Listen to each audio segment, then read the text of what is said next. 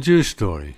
This week's story from the Holocaust is taken from the book Open Wounds, The Crisis of Jewish Thought in the Aftermath of the Holocaust, written by David Patterson.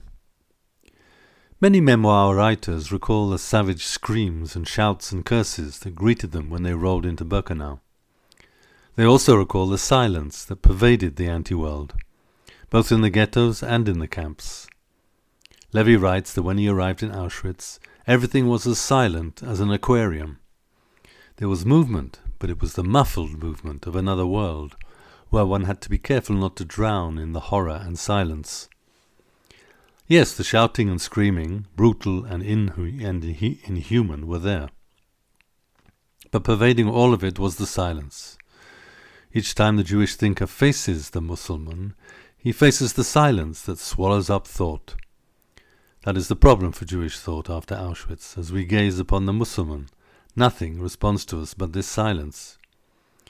One task confronting the Jewish thinker, then, is to make the Muslim speak.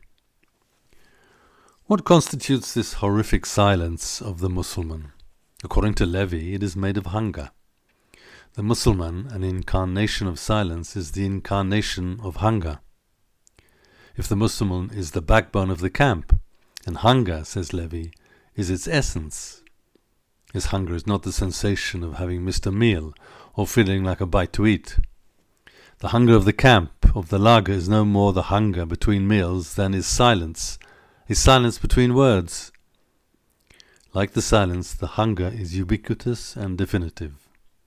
It is the hunger of a human being diminished to what Elie Wiesel calls a starved stomach that no longer even growls.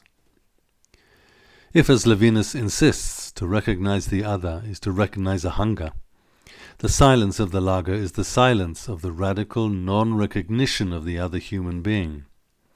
The hunger and the silence of the hunger of the silence, and the radical emptiness of both, constitute the essence of the camp and are incarnate in the Muslim.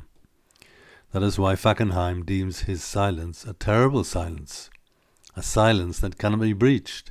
It is the silence of the void. Please pass on these words.